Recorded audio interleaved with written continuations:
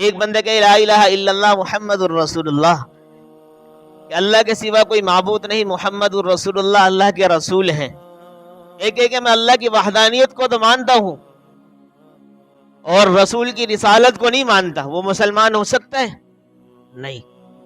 ایک بندہ کہتا ہے اللہ کی وحدانیت کو تو مانتا ہوں، رسول اللہ کی رسالت کو بھی مانتا ہوں، لیکن رسول اللہ نے جو کچھ بھی فرمایا سب کو میں نہیں مانتا، ایسا بندہ مسلمان ہو سکتا ہے؟ رسول اللہ نے تو یہ بھی بتلایا کہ عیسیٰ ابن مریم کو اللہ نے اپنے پاس اٹھا لیا ہے، ان کا انتقال نہیں ہوا ہے۔ جو بندے ایسا عقیدہ رکھے وہ مسلمان کیسے ہو سکتا ہے؟ تو میرے عزیزو، دینداری ہونا دنیا داروں کے اندر بہت ضروری ہے۔ میرے واجب الاحترام، قابل تکریم معزز دوستوں، بزرگوں اور نوجوان ساتھیوں،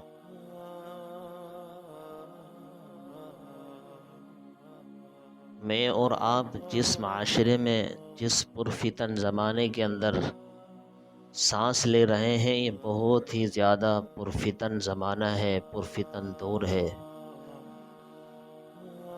لمحہ بلمحہ، وقتاً فوقتاً ایک کوئی نیا فتنہ اٹھتا ہے، اور اپنے ان تمام تر جتنی بھی ان کی جماعتی پالیسیاں ہوتی ہیں ان کو سامنے رکھ کر کوشش کرتا ہے، اور مسلمانوں کو اپنے جس ایمان کے ساتھ، جس کلمے کے ساتھ اور جس بھی اعمال صالحہ کے ساتھ مسلمان اپنی آخرت کی طرف گامزن ہے، اس کو اس کے راستے سے ہٹانے کی کوشش کرتا ہے۔ وہ کبھی کس انداز میں آتا ہے، کبھی کس انداز میں آتا ہے، لیکن فتنہ جو ہے، اس فتنے کی سرکوبی کرنا ایک باشعور، عقل مند، دانش مند انسان کے لیے بہت ضروری ہے۔ وہ اپنے آگے پیچھے گاہے بگاہے دیکھتا رہے کہ میرے سامنے کوئی فتنہ سامنے نمودار ہو کر تو نہیں آ رہا، میں جس زمانے میں زندگی بسر کر رہا ہوں، آیا میں یہاں پر چین سے ہوں، سکون سے ہوں، اطمینان سے ہوں؟ آیا اگر میں چین اور سکون اور راحت اور اطمینان کے ساتھ ہوں تو کوئی ایسا تو نہیں ہے کہ جو مجھے بہت زیادہ اطمینان، چین، سکون دینے کے لیے اپنے پیچھے سے کارروائیاں کر رہا ہے اور مجھے پتہ ہی نہیں چل رہا؟ اس کا مطلب یہ کہ آدمی کو چوکنا رہنا چاہیے، آدمی کو بالکل ایسا رہنا چاہیے چست، یہ نہ ہو کہ کوئی بھی فتنہ آئے اور وہ اپنا پر مار کر آرام سے چلے جائے، ہمیں پتہ بھی نہ چلے۔ اور طرح طرح کے یہ فتنے آتے ہیں، کبھی کس شکل میں تو کبھی کس شکل میں، کبھی قادیانیوں کی شکل میں، کبھی کس کی لاہوری گروپ کی شکل میں، کبھی مرزائیوں کی شکل میں، کبھی اور جو مسلمانوں کے غیر اپنے آپ کو مسلمان سمجھتے ہیں لیکن وہ مسلمان نہیں ہیں، کبھی ان کی شکل میں طرح طرح فتنے آتے ہیں۔ تو ان تمام تر فتنوں کی سرکوبی کرنا ایک مسلمان عقل مند کے لیے بہت ضروری ہے۔ اصل چیز تو یہ کہ ہوشیار رہنا۔ سرکوبی کا مطلب یہ ہوتا ہے کہ کوئی سربراہی کرے، اس کے زیر نگرانی میں آدمی چلے، لیکن ہر ایک بندہ سربراہی تو نہیں کر سکتا، لیکن اتنا تو ہے کہ اپنے آپ کا دفاع تو کر سکے، اپنے آپ کو بچا تو سکے اس سے۔ اور یہ آپ کو معلوم ہے، ان فتنوں سے بچنا، ان دجالوں سے بچنا، ان عجیب طرح کے لوگوں سے بچنا، یہ اسی وقت ممکن ہو سکتا ہے کہ جب آدمی مساجد سے، مدارس سے، خانقاہوں سے، دین والوں سے، مجلسوں سے بالکل متصل رہے، ملا رہے، بیٹھا رہے، ان کے ساتھ رہے۔ اللہ کی قسم، اگر آدمی بے دین ہے نا، دنیا ہی کے اندر لگا ہوا ہے وہ، تو اس کے سامنے کئی طرح کے فتنے آتے ہیں، اس کو پتہ بھی نہیں چلتا۔ جب اس کا بالکل صفایا ہو جاتا ہے ایمانی اعتبار سے، دینی اعتبار سے، جب جا کے کوئی دوسرا شخص بولتے ہیں کہ یار آپ کیا کام کر رہے ہیں، آپ کس فتنے کے اندر مبتلا ہیں، آپ کو پتہ بھی نہیں ہے، وہ بولتا ہے بھائی کیا وہ لوگ وہ بھی تو کر رہے ہیں، وہ بھی تو کر رہے ہیں۔ کہا کہ اگر وہ کر رہا ہے کوئی دلیل کے ٹھیک ہونے کی ہے، صحیح ہونے کی ہے، یہ دیکھو غلط ہو رہا ہے یہ۔ تو مسلمان جو مسجد کے ساتھ، خانقاہوں کے ساتھ، مدارس کے ساتھ، علماء کے ساتھ، طلباء کے ساتھ جڑے ہوئے ہیں، وہ ان فتنوں سے بچے ہوئے ہیں۔ آپ سمجھ رہے ہوں گے شاید یہ مولوی ہے اپنی وجہ سے کہہ رہے ہیں کہ جو ہمارے ساتھ جڑے رہیں گے وہ بچے رہیں گے۔ خدا کی قسم قرآن کا مطالعہ کرو، احادیث کا مطالعہ کرو، آپ سیرت طیبہ کا مطالعہ کرو، آپ کو پتہ چل جائے گا۔ وجہ اس کی یہ کہ ظاہر سی بات ہے ہم کتابوں کا مطالعہ تو کرتے نہیں ہیں۔ ہمارے پاس اگر کوئی موبائل کے اندر سیریز وغیرہ لگا کے دکھاتا ہے کہ بھئی 1.5 گھنٹے کی سیریز ہے، 2 گھنٹے کی، وہ تو دیکھنے کے لیے ٹائم ہے، لیکن قرآن کا مطالعہ کرنے کے لیے، احادیث کا مطالعہ کرنے کے لیے، سیرت طیبہ کا مطالعہ کرنے کے لیے وقت نہیں ہے۔ تو جو بندہ ان جگہوں سے جڑا ہوا ہے، مساجد سے، مدارس سے، خانقاہوں سے، دینی طلباء سے، دینی علماء سے، ان تمام سے جڑا ہوا ہے، بچا ہوا فتنوں سے۔ کوئی فتنہ اوپر اٹھتا ہے نا، فوراً اس کی سرکوبی کے لیے علماء آواز اٹھاتے ہیں کہ بھئی یہ فتنہ نیا فتنہ ہے، اس سے بچنا چاہیے۔ تو فوراً وہ بندے اس کے کان کھل جائیں گے، یار حقیقت میں یہ تو اس کو میں اچھا سمجھ رہا تھا، اس کا تو جبہ کبہ عمامہ ساری چیزیں ہیں، اور لیکن یہ اندر سے پتہ نہیں کیا کچھ ہے، مولوی صاحب نے آج سارا اس کا بتا دیا۔ فوراً آدمی بچنے کی کوشش کرے، ایک بندے کو پتہ ہی نہیں چلے گا وہ کیا بچے گا اپنے آپ کو اور بچائے گا۔ اسی طریقے سے ایک فتنہ ایسا ہے کہ جو حضرت عیسیٰ ابن مریم علیہ السلام کو کیا سمجھتا ہے کہ نعوذ باللہ دنیا سے مر گئے ہیں، سولی پہ چڑھا دیا گیا، ان کی وفات ہو چکی ہے، وہ زندہ نہیں ہے۔ اور یہ آپ کو معلوم ہے مسلمانوں کے بنیادی اور اہم ترین عقائد میں سے ایک بہت بڑا عقیدہ ہی ہے کہ حضرت عیسیٰ ابن مریم وفات نہیں پا گئے، دنیا سے رحلت نہیں فرما گئے، دنیا سے انتقال نہیں کر گئے، بلکہ اللہ رب العالمین نے ان کو اپنی طرف اٹھا لیا ہے، وہ زندہ ہیں۔ یہ مسلمان کا ایک عقیدہ ہونا چاہیے، لیکن ایک مسلمان کے سامنے کوئی دوسرا بندہ جو اس عقیدے کا قائل نہیں ہے، وہ آ کے یہ کہتا ہے کہ دیکھو بھائی مسلمانوں تم تو غلطی پر ہو، تمہیں پتہ ہی نہیں ہے۔ اب اندازہ لگو ایک دم دنیا سے چلا جائے بندہ تو اس کو کیا کہتے ہیں؟ موت ہی کہتے ہیں، وفات کہتے ہیں، انتقال کرتے ہیں۔ آپ بتاؤ کہ ان کا حضرت عیسیٰ ابن مریم کہاں پر موجود ہے؟ کیا دلیل ہے آپ کے پاس؟ مسلمان خاموش ہے، بولے ہاں یار آپ صحیح کہہ رہے ہیں۔ تو یہ ہم نے ہاں میں ہاں ملا لی، یہ کمی کس چیز کی ہے؟ مطالعہ نہ کرنے کی۔ مطالعہ ہوتا، اگر دینی مجلس میں بیٹھتے، دینی مراکز میں جاتے، وہاں جا کے یہ پوچھتے کہ حضرت عیسیٰ ابن مریم کا مسئلہ کیا ہے، آیا ان کا عقیدہ ہم ان کے حوالے سے کیا رکھیں۔ آپ کو پتا ہے اگر یہ عقیدہ کسی کا ٹھیک نہیں ہے نا، وہ مسلمان نہیں ہے۔ بہت سے مسلمان بیچارے ایسے ہوتے ہیں سادہ لوگوں کو پتہ ہی نہیں ہوتا یار عقائد ہوتے کیا ہیں۔ یہ عقیدے وہ ایسی عجیب چیز ہے کہ جس عقیدے کی وجہ سے مسلمان کہلاتا ہے، اگر عقیدہ درست نہ ہو تو مسلمان کہنے کے قابل بھی نہیں ہے۔ ایک بندے کہ لا الہ الا اللہ محمد الرسول اللہ، کہ اللہ کے سوا کوئی معبود نہیں، محمد الرسول اللہ اللہ کے رسول ہیں۔ ایک ہے کہ میں اللہ کی وحدانیت کو تو مانتا ہوں اور رسول کی رسالت کو نہیں مانتا، وہ مسلمان ہو سکتا ہے؟ نہیں۔ ایک بندہ کہتا ہے اللہ کی وحدانیت کو تو مانتا ہوں، رسول اللہ کی رسالت کو بھی مانتا ہوں، لیکن رسول اللہ نے جو کچھ بھی فرمایا سب کو میں نہیں مانتا، ایسا بندہ مسلمان ہو سکتا ہے؟ رسول اللہ نے تو یہ بھی بتلایا کہ عیسیٰ ابن مریم کو اللہ نے اپنے پاس اٹھا لیا ہے، ان کا انتقال نہیں ہوا ہے۔ جو بندے ایسا عقیدہ رکھے وہ مسلمان کیسے ہو سکتا ہے؟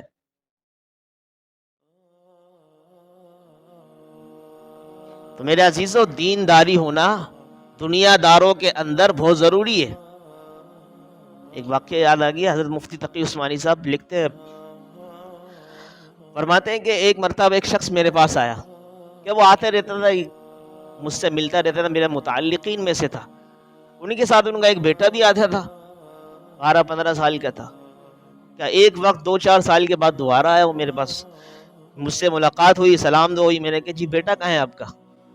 کہا کہ مفتی صاحب ماشاءاللہ وہ بہت کامیاب شخص بن گیا ہے۔ اچھا ماشاءاللہ، یہ بہت خوشی کی بات ہے۔ کہاں بہترین طریقے سے اس کو نوکری مل گئی ہے اور بہترین انداز میں اس کو گاڑی بھی دی ہے، ان کے وہاں پہ اچھی نوکری ملی ہے اور اچھی تنخواہ اور اچھی گاڑی دی ہے، لیکن تھوڑا سا بے دین سا ہو گیا ہے۔ کیریئر تو بہت اچھا ہو گیا اس کا، لیکن تھوڑا سی بے دینی آ گئی اس کے اندر. مفتی صاحب تھوڑے سے کہا کہ میں مسکرایا، اندرونی طور پہ مجھے بڑی پریشانی ہوئی. میں نے کہا یار اس کی مثال اس طرح ہے جیسے میرے والد ماجد فرمایا کرتے تھے. مفتی شفیع عثمانی صاحب کا واقعہ بتانے لگے. کہنے کہ وہ فرمایا کرتے تھے ایک شخص کہ والد کا انتقال ہو، ایک شخص 2-4 بچے ہیں، ان کے والد بہت زیادہ بیمار ہیں، وہ فوراً اپنے والد کو لے کے ڈاکٹر کے پاس لے کے چلے گئے.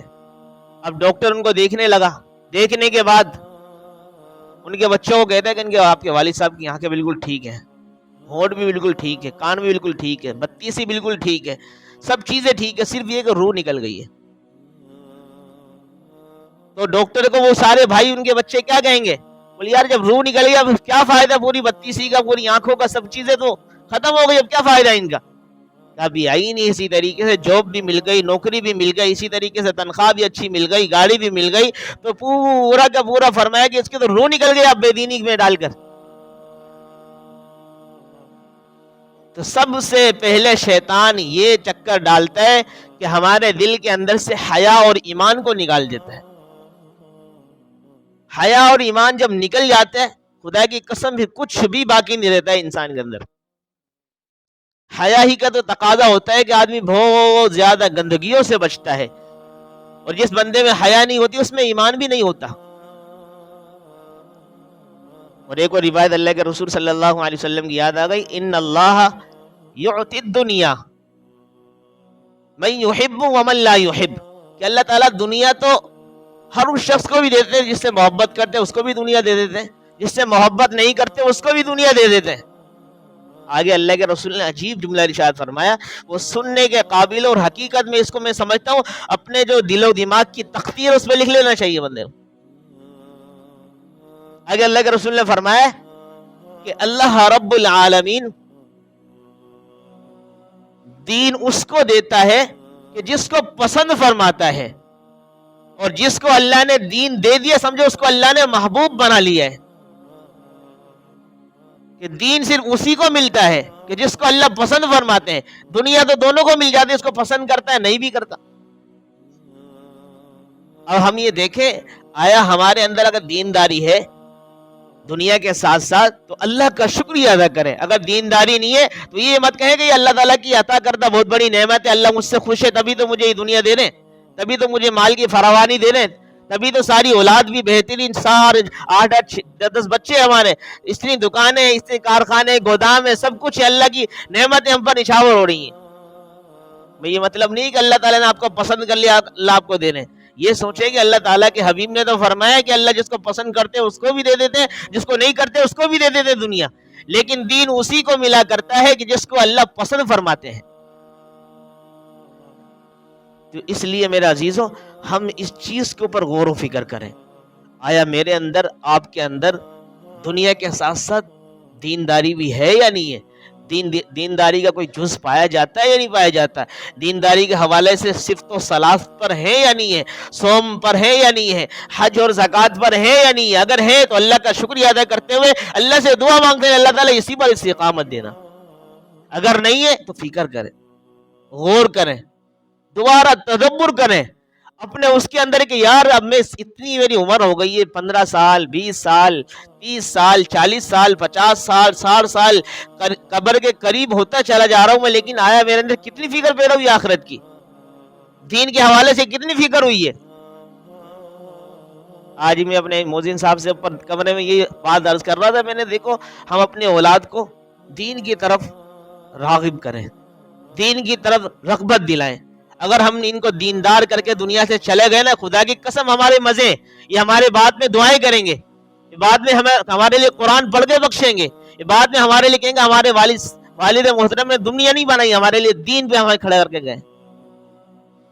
اگر ہم ان کو جائیداد دے کر چلے گئے، ہم ان کو ساری دکانیں دے کر چلے گئے، ان کے لیے حرام اور حلال دونوں کو ہم نے مس کیا، لیکن ان کے لیے سب کچھ خون پسینہ سب کو چھوڑا، لیکن سب کچھ آگے پیچھے کر کے ان کو دنیا دے کر چلے گئے، دین پہ کھڑا نہیں کیا. خدا کی قسم کل یہی اسی جائیداد پر لڑیں گے اولاد، اور بعد میں ہمیں کوئی پوچھنے والا بھی نہیں ہوگا، والد کا نام وہ نشان مٹا دیں گے. لہٰذا عقل مند شخص وہی ہے نا کہ جو اپنی اولاد کو دین پر کھڑا کرے. دین پر کھڑا کرے گا تو خدا کی قسم یہ دیندار بچہ آپ کے لیے روزانہ رو رو کر اللہ سے دعا کرے، ربا میرے والد چلے گا، دل عجیب سی دنیا لگتی ہے، بے بسی سی دنیا لگتی ہے، لگتا ہے دنیا میں کوئی ہے ہی نہیں۔